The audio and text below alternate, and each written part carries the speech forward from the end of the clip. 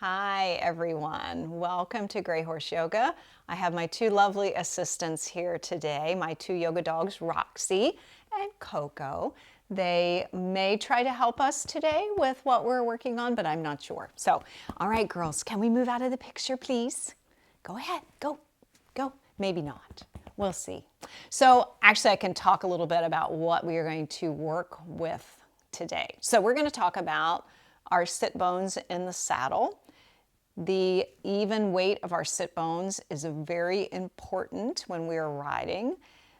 We need to have that connection to be even and level so that it doesn't adversely influence our horse. But sometimes if we're doing certain things like a shoulder in or haunches in, we may want, or a leg yield, we may not want to weight one sit bone more than the other. So we're going to experiment a little bit with our sit bones, finding them on our mat, and then work with some hip mobility exercises which can help to create a more evenness in the contact that you feel in the saddle with your sit bones, because hip tightness can affect that.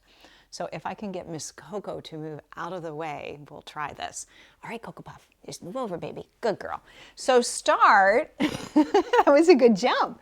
Start with your legs extended out in front of you. And what I have done is I've placed a blanket over top of my mat for today. I've kind of unrolled it so it's not really, or unfolded it so it's not real thick.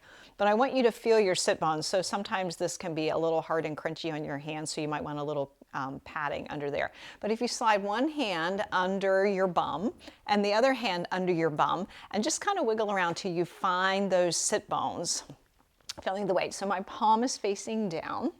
So just finding those sit bones. And then just kind of roll your hips a little forward and back. You can even kind of cross the legs a little bit and do a little tilt of the pelvis, kind of tilt the pelvis forward, feel where the sit bones go, tilt the pelvis back, just finding that connection.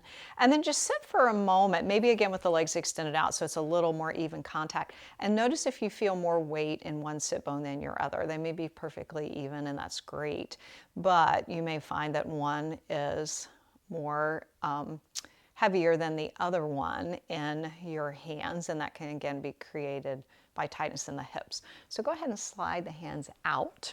And in this position, with a nice length in the spine, now bring your fingertips behind you. Bring your feet about mat distance apart, knees bent, and just let the knees drop from side to side. So drop the knees over one side and then the other side. So this starts to create a little movement in the hip joint, a little mobility.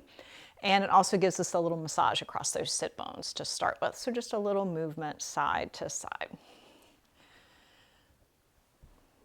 And then come back to center and bring both knees over to your right side. I'm going to mirror you guys. So my left will be your right, but knees over to the right. And then just take one hand and slide it underneath your left sit bone. See how much space there is between your left sit bone and your mat and or blanket. What could you roll under there? Could you roll under a grape or a golf ball or a lemon or an orange or a watermelon? You know, just give yourself a reference point for how far away your sit bone is from the mat. And then bring the fingertips again out behind to help support the length in your spine. And then just begin to tap your left knee up and down. So just get a little movement there by tapping that knee up and down. And then as you tap the knee, tap it a little towards you and tap it a little away from you. So let it take a little walk. So as we're tapping the knee, what we're getting is a little movement in that hip joint. And then tap the knee in a circle. It may not look like a circle. It may look like a blob. That's okay. But circle it in one direction, tapping, and then change and go the other direction. And then just let that knee come back and relax on the mat. And then bring your left hand to your left hip. And as you inhale, lift the hip up. So the right sit bone will still stay in contact with your mat. So as we lift the hip up, we're engaging those muscles in that left hip. And then as you exhale, just let it thump back down, release the tension in the muscles. So inhale, lift the hip up. And exhale, let it release back down. And inhale again, lift the hip up. And exhale, let it release. Good, one more time. Inhale, lift the hip. and exhale, let it release. Now this time, inhale, lift the hip up, spiral around, look behind you over your right shoulder. See what you can see back there. And then exhale, release the hip, the torso, and let your gaze go to the left. And then inhale again, lift the hips, spiral around, lengthen up through the crown of the head. And then exhale, release the hip, the torso, take the gaze back to the left. Go one more time like that. Inhale, lifting and twisting. And exhale and release. Now bring that left hand back beside the left foot, arm straight, and then just sweep that arm all the way around behind you, all the way over to the right. So just a big sweeping circle. See how much space you can take up here. And let that left hip move with you. So again, the point of these little sequences is to get some movement in that hip that might be tight. And then coming back to center, bring that hand to shoulder height and then sweep that arm all the way around as you lift that right hip and then bring it back to the left. So as you come by this time, turn the palm up as you sweep that arm around to the right, turn the palm down as you sweep that arm back and around to the left. Good, once more like that, inhaling and exhale.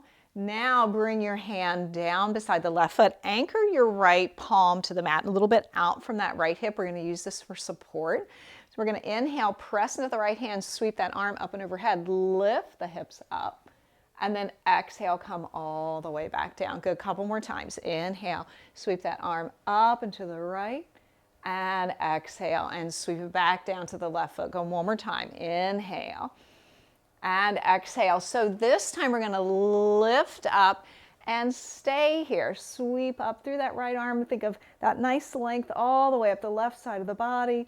Inhaling and exhaling, and then gently again let that hand release back down. Come back to that little pinwheel shape that we started in. And now take your left hand again and slide it under that left hip. Is that space closer?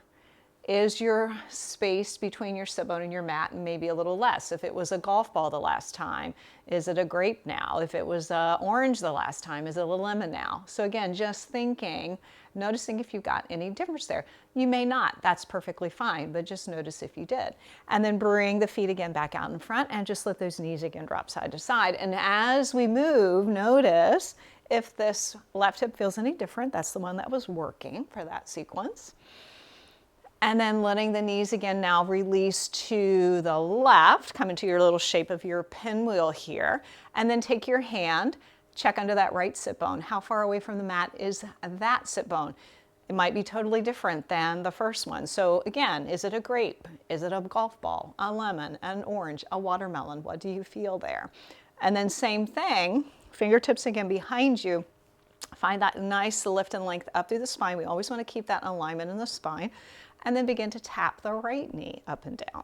So second side might be different and feel different with, if you have a hip that's tighter, which we usually do, you usually have a stronger leg, so notice if that's the case.